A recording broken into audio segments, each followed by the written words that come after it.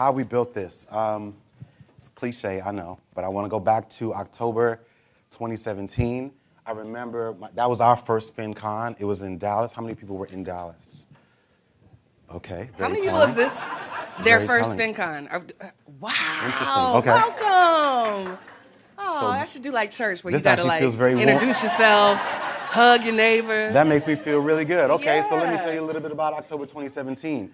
4 months prior to this, Kiersten gave birth to our son. This was the very first trip that we took after our son was born, and I had to convince her to come to this weirdo conference from these people that I was following online. And of course, she was not interested in that. She was only concerned with taking care of our baby. And so I convinced her. She was like upset that I was going to decide to go and she was going to go without me. So it was one of those. Leaving me with no baby. Exactly. I dragged her along, and I remember coming down the escalator, and very similar to like how many of you guys have done today, and I know this because I'm on the other side of it. You walk in, you're like, oh my gosh, that's such and such, and oh my gosh, that's them, and oh, he's taller than I thought he was going to be.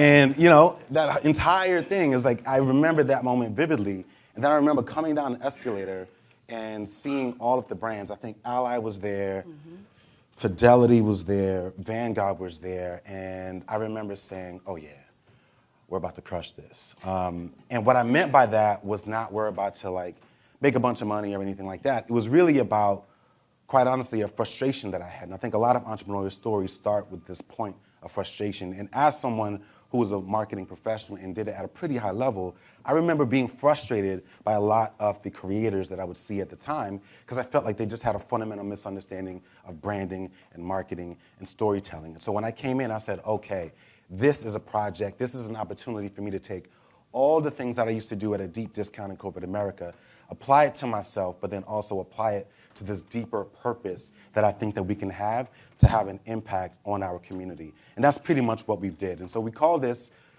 how we built this. And obviously you have to say, well, what is this?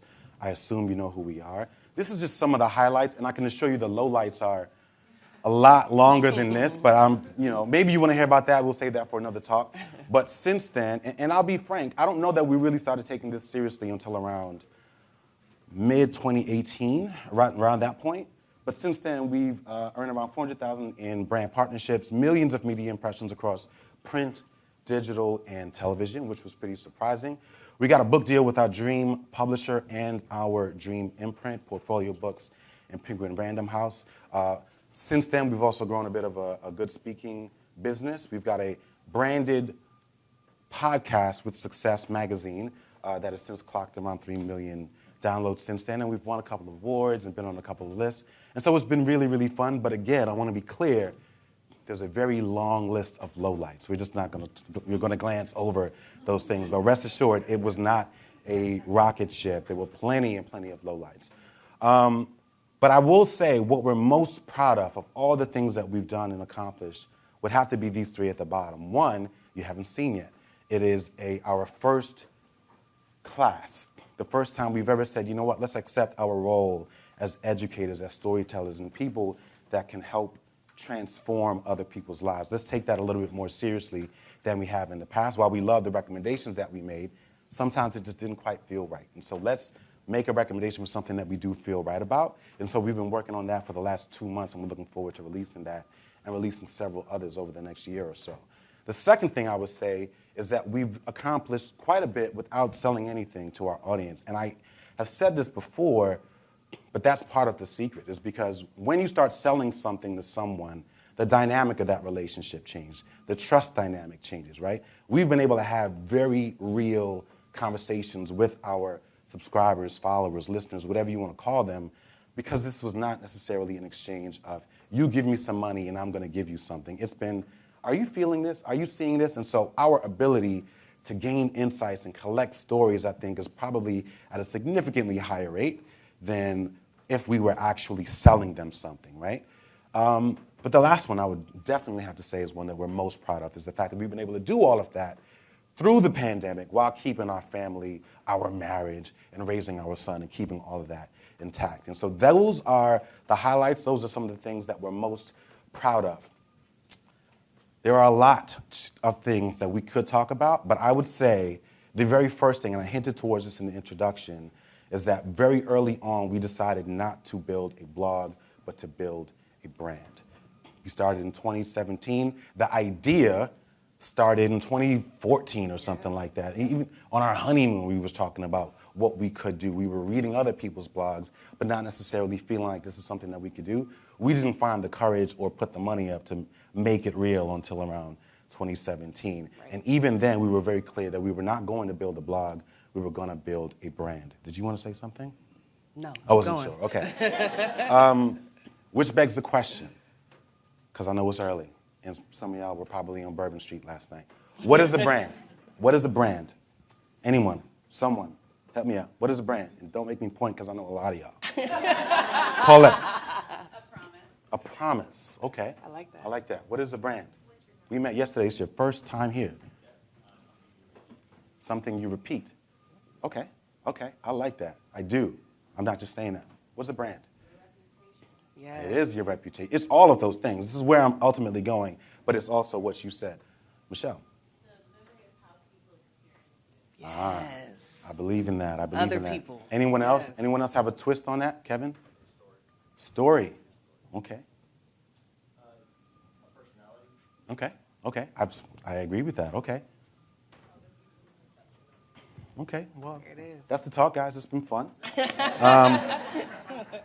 No, you're absolutely right. I think of a brand as the space in people's hearts and mind that you rent or own for a certain period of time. Whatever it is that they think or feel about whatever you do, that is your brand. It is your reputation. It is your promise. It is all of those things. And so we were very mindful of that for several reasons. We're not going to get into all of the reasons, but we were very, very mindful of that. So yes, a brand is all of those things. And I would encourage you to think about what your brand is because I forgot my line. I was listening like I wasn't there. we're married, so I'm going to say it, and then she's gonna say, oh. Yeah, because the reality is, right, like what you think about your brand is not nearly as relevant as what other people think about Yes. you. You have no control. What you can do, I gotta know. what you can do is make a concerted effort to shape those ideas, to shape those promises, the look, the feel, the tone, all of those things, like the license that you have to say certain things and to connect with people. Like you have the ability to shape all of those things. Yeah, I like to think of a brand as shorthand for the feelings that it creates in other people. And so a good example is from Seth Godin, who is a marketing guru. I'm sure some of you have heard of him. But he gives this example, and he says, if Nike were to create a hotel tomorrow, we all have an idea of what that hotel would look like. If you close your eyes and you imagine that you're stepping into a Nike hotel, you're like, oh yeah, it's sleek, it's black, there's basketball goals, there's, it's cool. Now, if Hilton were to create a shoe tomorrow, do we know what it would look like?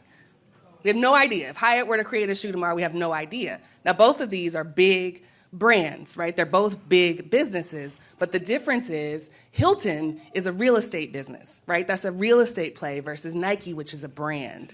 And so when you think about your platforms, you have to ask yourself, do I have digital real estate, which is one type of model, which is going to inform the tactics that you use, whether it's SEO or, design, UX. If you have digital real estate, that's one type of model. But if you're trying to build a brand, you have to take a different approach. You really have to go straight for the hearts and minds of the people that you're trying to serve. And I'll tell you why you want to do that, or at least one of the reasons why. Because when your brand is misinterpreted, it can be catastrophic. Exactly. For you, right? I'm going to give you an example. We talked about the deal that we signed with Penguin Random House, and we were so happy for that deal.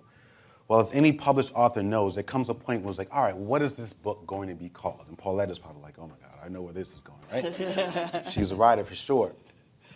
What are we going to call this book? Of course you wrote this book. You have an idea of what you want to call it. This is your book, baby. You're giving birth to it. They have a very different point of view on what they want to call that book. And I had gotten to the point, Kiersten can tell you, where I was ready to throw the whole deal away because I felt as if in the beginnings of this process, we were clear on what we were doing, what we stood for, what we did not stand for. We got in the middle of the process, already wrote the book, and they had a very different point of view. And I felt, dare I say, offended at the disconnect. We got through that, and it was a learning moment, and now we're actually friends, and I love when that happens, right? Because now we can reflect back on this conflict and say, man, that was really, really interesting. Take it a step further, because even when we thought that we'd solved for the problem, great, we went through and we got over this hump. Now let's talk about cover design. How do we visually connect what you guys stand for? And so here's the first, I don't think I've ever shown this before. I'm pretty sure I haven't, just out of respect for our partner, but I think it helps to illustrate the point, and I'm gonna breeze through this. This is what cashing out was supposed to look like. Not the giggle. According to Penguin Random House. Okay. And it's not bad. There's nothing wrong with it. It's okay. But tell me what it makes you feel. Corny as hell. Or like, is that supposed to be Michelle and Barack Obama with the Anything else? Symbolic, safe black people. Yes. Okay. Tokenism. Inside the book, the revolutionary book, Shaking Up Corporate America, a must-read for blah, blah, blah, right? This was their interpretation of communicating this bold idea, okay? So we're clearly not on the same page. But because we'd gotten over that same conflict and because we had the courage not to throw the whole deal away, we were able to kind of work through this and say, look, let's talk about this, right? So, version 2, we went from that to this, cashing out. I'm not hearing anything, right? It's like, oh, okay, that's okay, right? But we also had to fight for budget. We had to fight for a photo shoot. Choose the right audio apps for you. I sure did. We had to fight for budget. We had to fight for A photographer, to have a black photographer that we believed could capture the essence of what we were trying to communicate. We had to fight for a particular stylist. We had to make very conscious decisions about all of those things because we were very clear on who our audience is. We know who we get emails from. We know who we meet with. We know who we talk to. We know who we're not talking to. I know what I want my book to look like on the elevator as somebody's going up to the top floor, right? And it's okay if it looks otherwise, but that's not what we wrote. About a week before the book was published, it turned into this, right?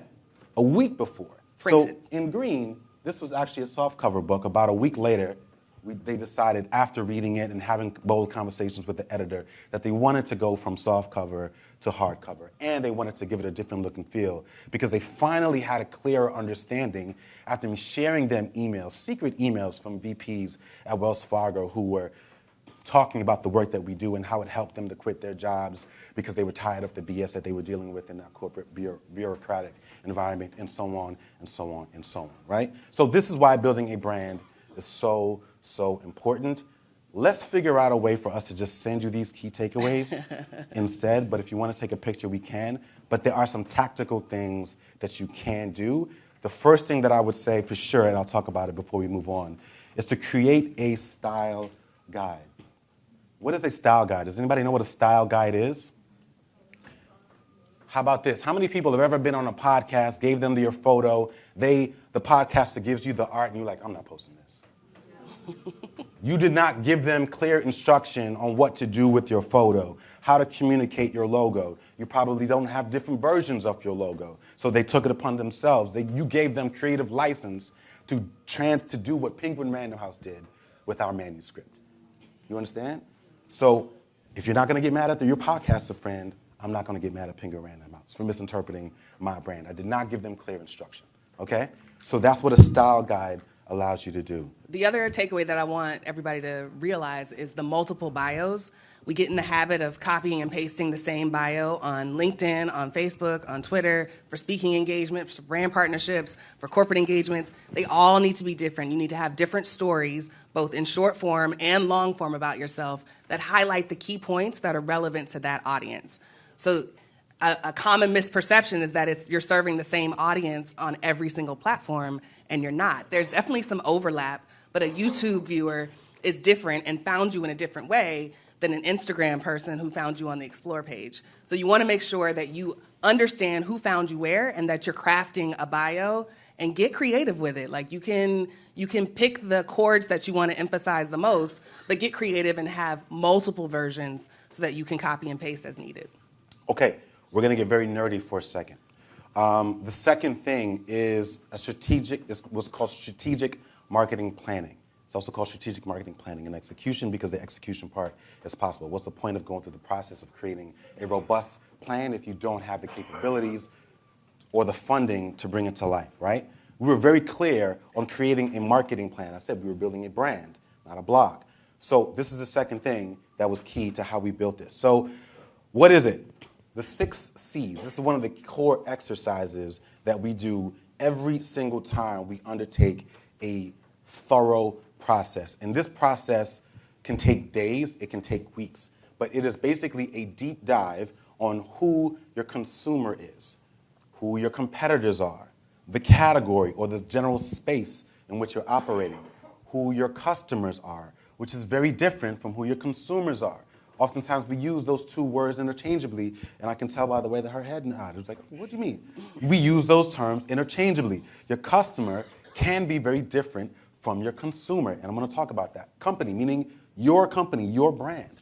What do you do well? What do you not do well? And lastly, your colleagues, the people that you're sitting around, how they can help you accomplish your goal. All of those things matter when you're developing a strategic marketing plan. I want to spend a little more time talking about the differences between your consumer and your customer. The person that watches an episode of Money on the Table, is that my customer or is that my consumer? That is my consumer. They've watched it. Did they pay me? Who paid me? A brand paid me.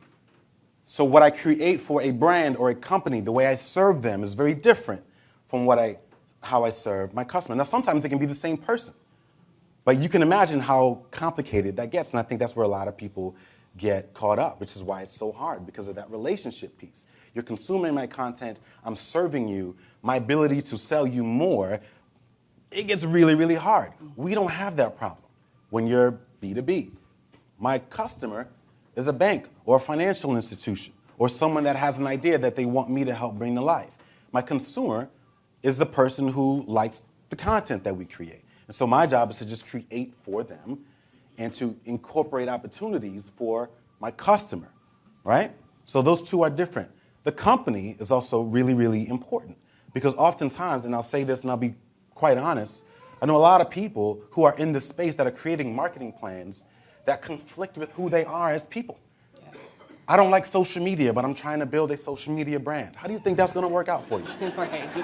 I have ADHD, but I'm committed to posting every single day. And how do you think that's going to work out for you? You're going to struggle, right? So this doesn't mean that you shouldn't do those things. What it means is you should create a marketing plan. And I'm looking at our mentees with my side eyes because we had a conversation about this yesterday. There are certain things that you just reject, and that's okay. But don't devise a marketing plan or a growth plan that forces you to operate differently from that, right? So you want to be really, really clear about those things. But this process is a deep dive.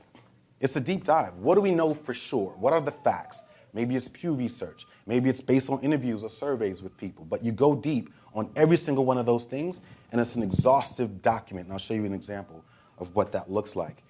Oh, but this is what it turns into. You take this 10, 15 pages of information, and you boil it down into a handful of statements, right? Things you know or believe to be true about your consumers, things you know or believe to be true about your customers, and so on. And then that turns into a separate document. It's called the OGSM model, objectives, the little things that you need to do to accomplish your goals, your big goals. How are you going to do those things? What are you going to do? Those are your strategies. And how are you going to measure success, right? So that's why you go through that process. This is what that looks like. When we talk about who our core customers are, we refer to them as the trunk of the tree, a family tree, the people who have a deep responsibility to their family for what it is, and we empathize with the tensions and all the things that come with that. There's pride, y'all know. There's pride with that. There's frustration with that. We incorporate resentment. We incorporate all of that into our content. We do the same thing for the companies that we work with. We have a very clear understanding. Could be wrong about it, but we have a very clear understanding of the category, right? And I'll also say about our competitors. You have some thoughts about our competitors Yeah, as I think well. when people hear competitor, I know we talk a lot about community, we talk a lot about collaboration over competition. When you think of the word competitor, try not to add that negative connotation to it. It's not a matter of saying that you're my enemy because we're competitors. It's a healthy competition. It's a realization that there are only a certain amount of slots. Now, that doesn't mean that everybody can't help people. It doesn't mean that everybody can't still have a successful business. But when it comes to brand partnerships or book deals or television shows, there's only a certain amount. There is some scarcity there. And so acknowledging your competitors, acknowledging that there is competition can help you differentiate yourself. We all know that brands need to be differentiated. And so if everybody is serving people who are right-handed, it might make sense for you to create some content for people that are left-handed. And that's what this exercise does. It's not to create a beef or a chip on your shoulder. It's to allow you to be able to clearly differentiate your content. Yeah, so that's an example of what that looks like. This is an example of what, it's a similar thing, right? Write down what your goals are, take that goal and chop it up into 3 to 5 objectives. Write down your strategies and be very clear about what you're going to do to accomplish each of those things because they all map up, hopefully with the ability to help you accomplish your goals. And be very clear about your measures, specifically around how much it's going to cost you. Don't tell me you have $1 million goal, but you don't have a budget for how you're going to accomplish $1 million goal, right? You want to be like Rachel Rodgers and Nathan Barry? They didn't just wake up and step out on faith. I'm sorry. They had capital. So how much do you think you can actually, you're willing to raise or collect to invest in that? One of the first things that people say is, how much did it cost you? Creating money on the table was not free, right? No, but we were very not. clear that we were going to do it for a reason because it helped us accomplish multiple purposes, right? So you have to add those costs and treat it as an investment. If you're a business owner, you take your business seriously. This is how much I'm willing to invest. This is how much revenue and profit I believe I can unlock based on that investment. If you don't do those calculations, you will always be guessing. Your ideas will just always be feel-good guesses, right? So you have to be clear on what those things are. And after a while, you get clear on what you're good at. Like, I'm really good at turning 1 into 3. I'm really good at turning 1 into 5. It also helps you be strategic and turn down things that distract you, right? If somebody's offering you 2 for 1, I don't have time for that because I'm really good at turning 1 into 5. Understand? So that's why you have to measure your costs. This is just an example of what a marketing plan looks like in our world. The simpler, the better. The key here is to break it up in phases. What I hear a lot of people do is they say, these are all the things I'm going to do. These are all the things that I'm going to go. When I ask them when, they don't. I'm going to do it in Q1. It's not specific enough, right? If you know you're going live on Good Morning America on October 21st at 8 o'clock, talk to me about what you're doing at 9 o'clock, right? Talk to me about on that day. You have to do that so that you have an idea of what the impact of each of those pops are when or if or when they actually come. And these are just some key takeaways. I've already spoken a little bit about those. All right, this is the third key to how we built this, and it's important. Embrace irrational pricing. Now, we are all money people, and we all believe we are rational people. We believe that markets are rational. They're not. We're going to look back in 50 years and say that's the biggest myth, was that the belief that we're rational. And when you have a highly subjective product, when the product, what we sell, financial advice, highly subjective. The laws are not, but the advice is. It's dependent, right? Content, highly subjective. When you sell a product that is highly subjective, you better believe that the pricing is highly irrational. So stop trying to make sense of it. It's not going to make sense. It's helpful to know benchmarks. It's helpful to ask people, what do you charge for speaking? What did your book deal do? What did they pay you? It's helpful to know that as a benchmark, to know that you're not being taken advantage of. But the reality is, it's all made up, guys. It's all made up. We've been paid ridiculous money for a tweet. We've been paid money to post something that someone else created. We have been paid money to come talk for 15 minutes on a panel. Like, it's all irrational. We paid more in cancellation fees than others have paid us to actually deliver a keynote. Yeah. That you didn't even ask for. Right. Meanwhile, there are some people fighting to get the cancellation fee that's in the contract. It just depends, right? You can either get frustrated by that, take offense to that, or you can just embrace it. That's the process, and ensure that you're pricing yourself accordingly so that you can absorb some of the blowback from this irrational world, especially when you're doing creative work. Exactly. Okay. So some key takeaways for this part, be professional, always follow up, always, even if the deal doesn't close, follow up on LinkedIn so that you remain top of mind for the next time an opportunity comes up. You never know with these sales cycles, especially if you're dealing with corporate clients or credit unions or banks. Sometimes they can't make it happen in a short time, but if they have a year in advance, they can help you do something the following year. This part, under-promise and over-deliver. I see a lot of people underpricing and then over-delivering. What you want to do is under-promise and over-deliver. So I understand that when we ask for a premium price, people feel like they need to deliver more. Well, I'll do 100 hours of coaching, and I'll give you a free template, and I'll give you 150 books. Start with just under-promising and then throw that in there on your own accord, and then that's what leads to repeat business. When we look at our revenue for speaking, for partnerships, about 50% of it is repeat business because we underpromise and overdeliver. So there's room, there's margin in both our energy and our resources to be able to do it again. You also want to be compassionate for the decision maker. A lot of times we take things very personally, but the decision maker has a boss or other, things to consider, and it's not always a personal thing. It could just be a timing thing, it could be a budget thing. And you want to hold space for compassion for that person because they may believe in you for real, but if the brand or the organization has a different direction, it's not necessarily their fault. They're just doing their job. So always hold space for compassion and be willing to walk away, right? Like it's tough to say no to things, but that's what clears the space and allows the room for you to do other things. Yeah. All right. Number 4. Yes. This is probably This is my favorite. So married. Make art. We make art, right? I believe that. We could very easily just turn on the camera and be a human glossary, but we tell stories. We add nuance. She literally wears a necklace that says nuance on it. Sometimes it doesn't work, and that's okay because it's our art. Maybe it's not for you. Maybe it's not for you today, right? But that's okay. It's our art, and we're very clear on that. And there's also an advantage when you're doing creative work. You can actually benefit from irrational pricing, right? You don't question that. My son could be Basquiat for all I know. And I've been throwing away millions of dollars of work in the garbage can every single day. They have the same style. But they call Basquiat's work childish, right? They called it childish, cartoonish, kindergartenish when he was coming out back in the day. So make art.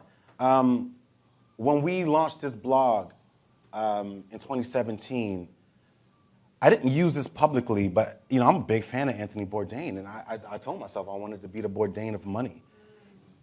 And I feel like I've kind of done that. I want to be the person that my friends who are experts want to have dinner with, and I want to put a camera and have those conversations with them and turn that into something. Because the reality is, and you can call it unfortunate or not, but we talk culturally about the value of education. But in America, we value entertainment far more than we value education. So rather than getting frustrated about that, just entertain people and weave in some education along the way. And that's always been our goal. And I get it. Some people say, don't even talk about money anymore. That's okay.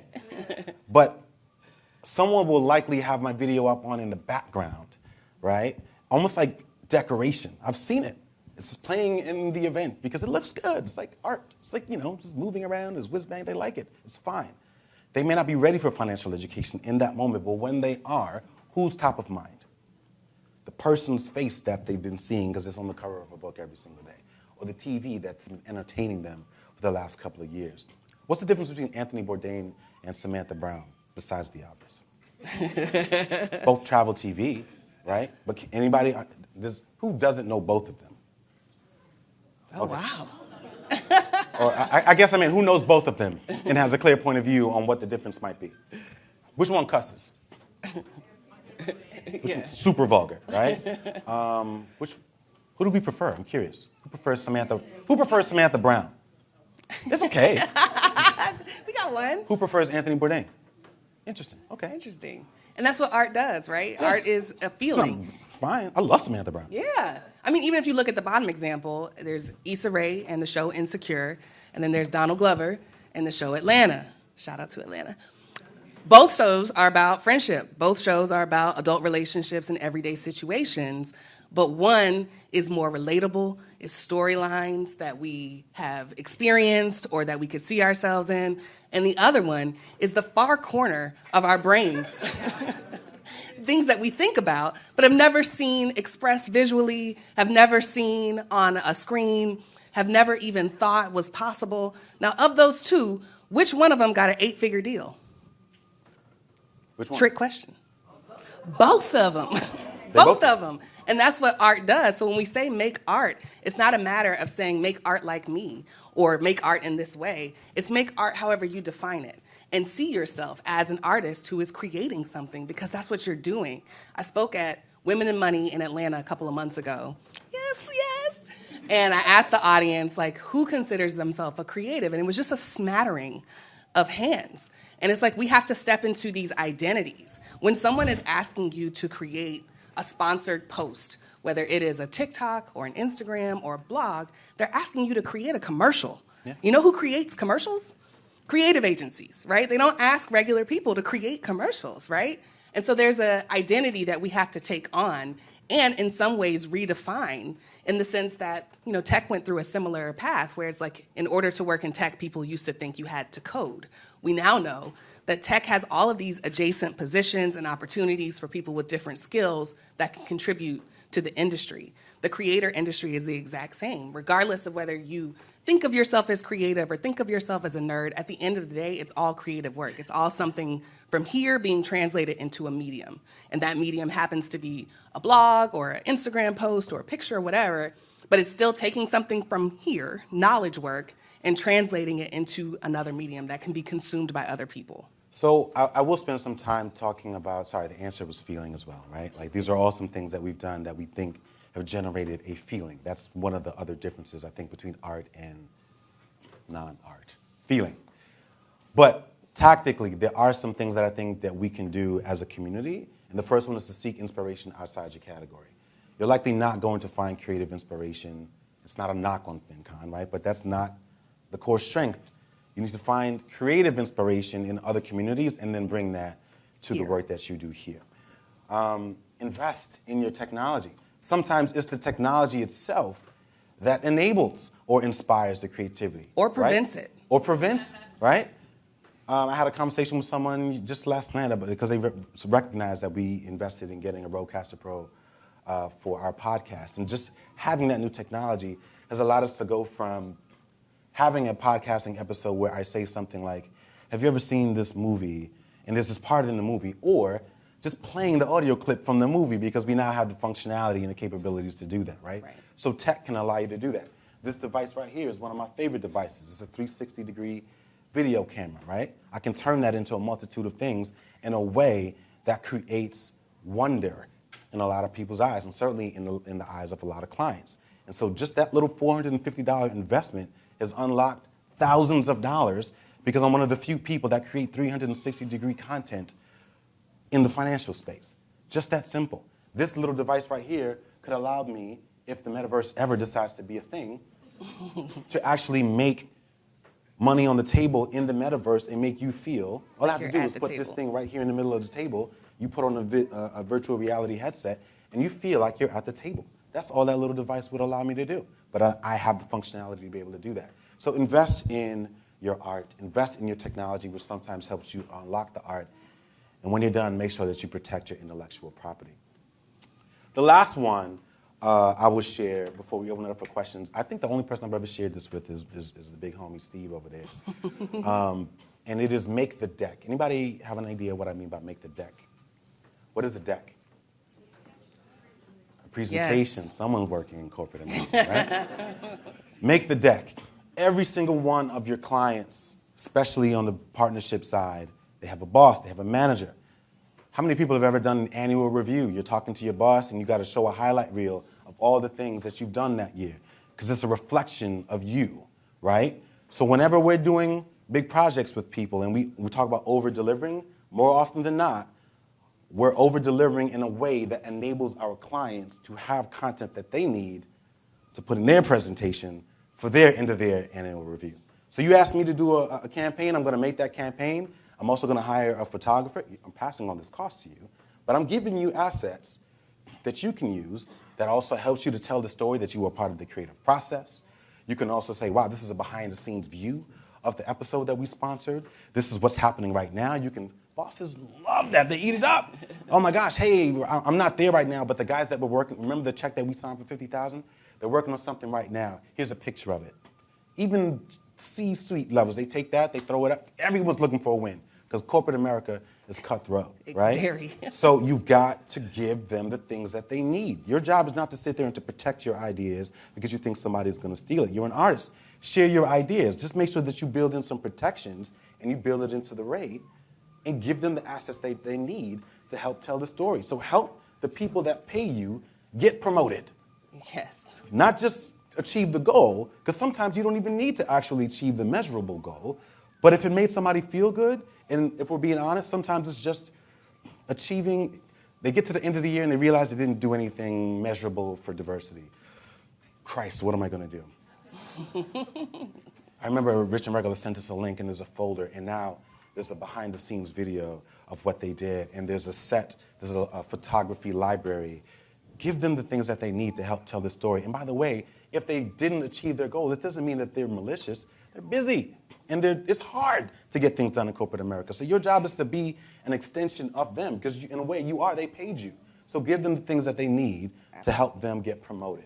And so this goes make the back deck. to the irrational pricing. Like, who knows what the standard conversion rate for marketing is?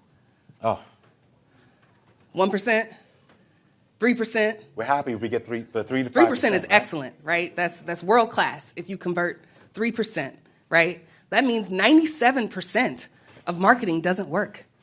That's what that means. And they're willing to pay for the attempt, right? And so what you have to do is show them that I'm more than just marketing. Because if you're just focused on the metrics, on the 97% that works or the 3% that doesn't work, that's not enough of a story. You need to give them the deck. 95% of the decisions that are going to impact your business, impact your content, is going to be made with you not being in the room, right? And you remember the book cover that we showed you. When people interpret your brand and what you bring to the table, they're going to bring it through the lens of what they think. So when you make the deck, you make it very clear, this is who I am, this is what I delivered, this is how I made it. And so there leaves very little room for interpretation. And the best version of you is at that table, even though you're not in the room. I think we wrote it down, but yeah, I think number 3 there is most important. When you do that, create it in a way that is already in the style of that company or that organization, right? So if you're having those conversations, have them send you a deck or a presentation of the work that they do.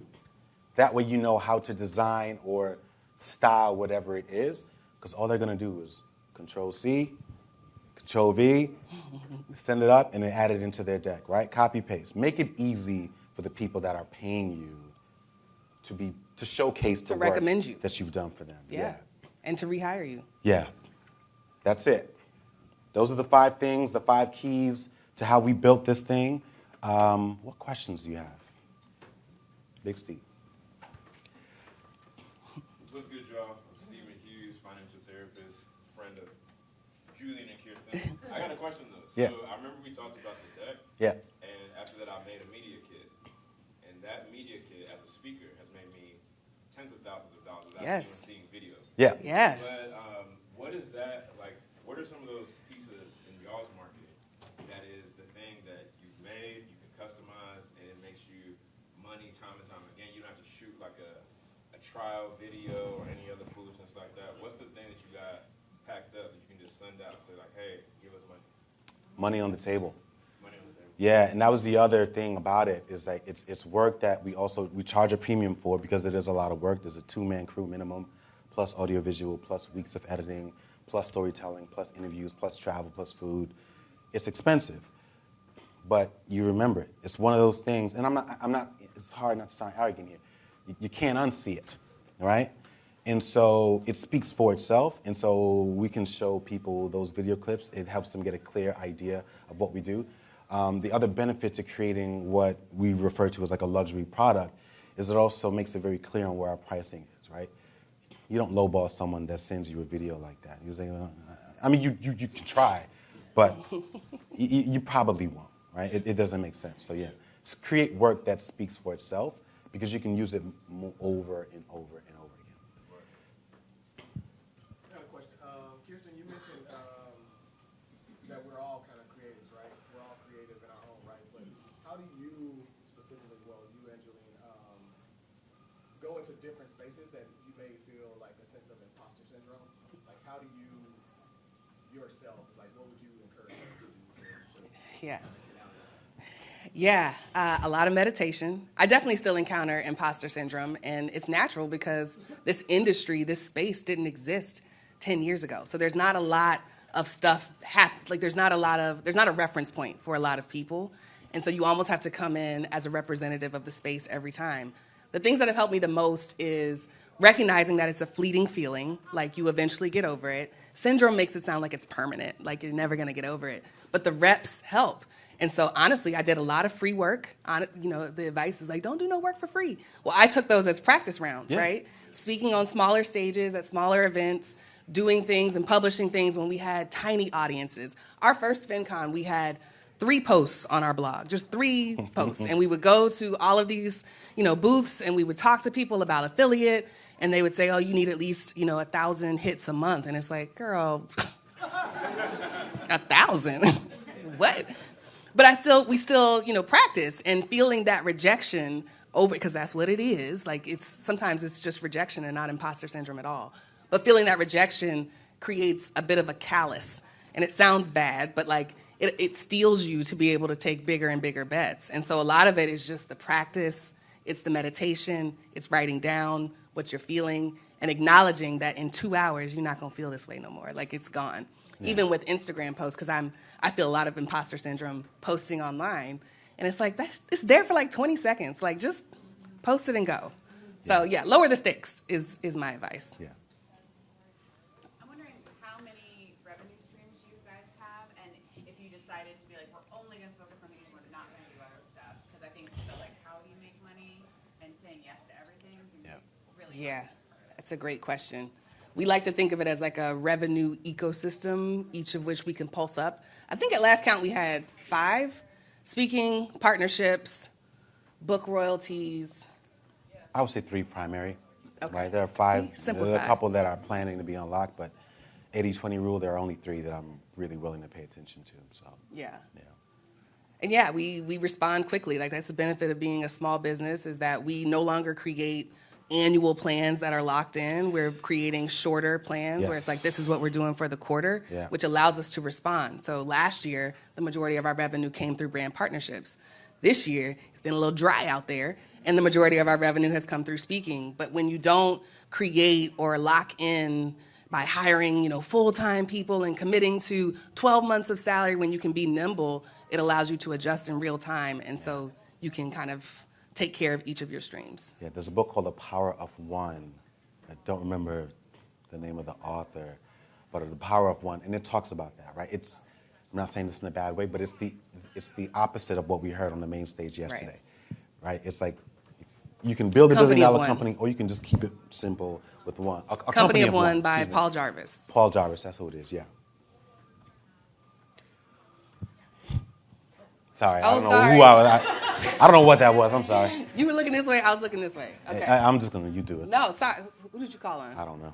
Chica. So I'll get you next. I'm a first timer here, right? And I'm still. Oh, I'm sorry for my voice. We was out on Bourbon Street last night. It's all right. But so I'm in this is my first FinCon. I'm trying to take in all this information, and I'm trying to figure out okay, how do I change the strategy that I'm going behind my brand. So in terms of how you the style guide, when you're presenting yourself to a brand, do you recommend not recommend, but how do you go about doing that when you're still trying to figure out what is the message I really want to go for? Yeah. What different strategies do I want to implement? It's kind of hard to give a brand a clear idea of what you're doing when you're still figuring that out yourself. So if you have any advice for that. Yes. Oh, I thought you were I'll give you a minute. So you haven't done enough. I went to your Instagram yesterday. You haven't done enough. So I can't answer that question. You got to post more to see what works, and then use the data to answer the questions. You haven't asked enough questions to be able to synthesize enough answers to be able to make a determination on what to do next. Yeah. You need to take more risk. So she would not work with brands until you You don't No. know what You should. I wouldn't recommend it. I wouldn't recommend taking somebody's money with the promise to do something if you don't know what you do well yet.